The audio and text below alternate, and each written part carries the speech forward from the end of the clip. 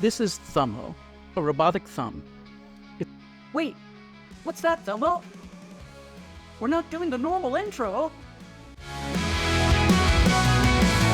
Factory born with metal and steel. Robotic fingers, they got arms that feel. Wired together, they march in unison.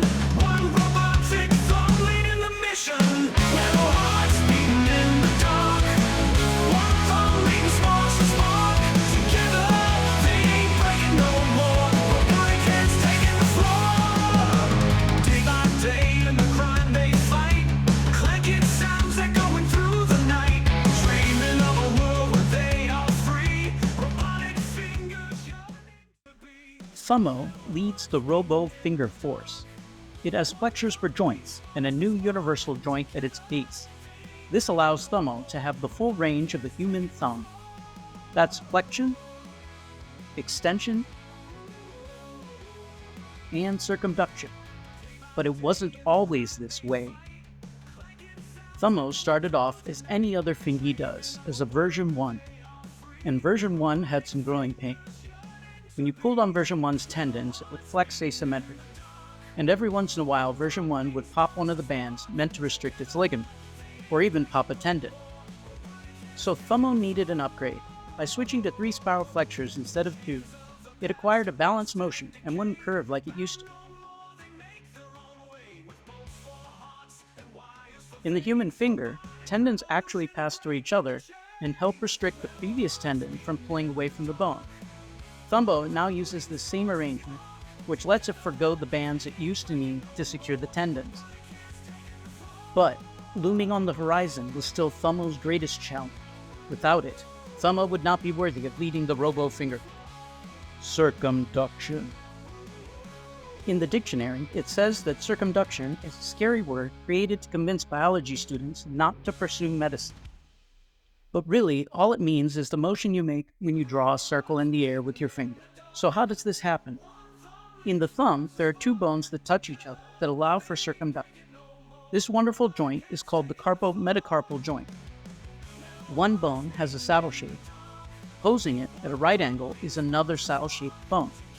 These 2 saddles rock against each other to form what is called the universal joint. They produce the dynamic circular motion of the thumb. Scientists agree that we evolved these bones in order to play console games. We are going to mimic the thumb's universal joint. From fingy version 1, we have our circular motion flexure. And by putting 2 of them at 90 degrees to each other, we can get the 2 circular paths. And when you combine them, it gives us our circumduction.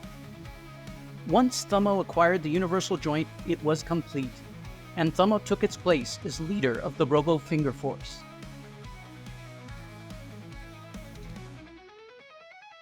Thumbo should be useful to anyone who wants to implement a similar hand, or really anywhere where you want a universal joint with no friction or moving parts. Thumbo's STL files will be on my Patreon. If you'd like to support more inventions and videos, please become a member. Thank you to my members, and my newest member, Sahaj Singh. I give them 3 thumbs up. I'm not the only one who has made flexure-based universal joints. Here is a beautiful one by Nature Architects Inc. that replaces the parts of a controller joystick. But after having made similar cross-shaped parts, I don't have much faith in that mechanism's ability to undergo wear and tear. This one is done with a generative process to have the computer design geometry. If you squint hard enough, you can see that the computer is still choosing 2 Y forks interacting with each other around the central point. It's just doing it in a material-efficient manner for the forces it undergoes. I'm Adrian Perez, and this is Thumbo. What's that? Thumbo says, please like and subscribe. In the future, I want Fingy and Thumbo to be part of a full hand and be programmatically controlled instead of just me pulling on some of its tendons. And I hope that eventually it can be hooked up into a whole Android in one super futuristic point. So yeah, thank you for watching, and be kind to yourself.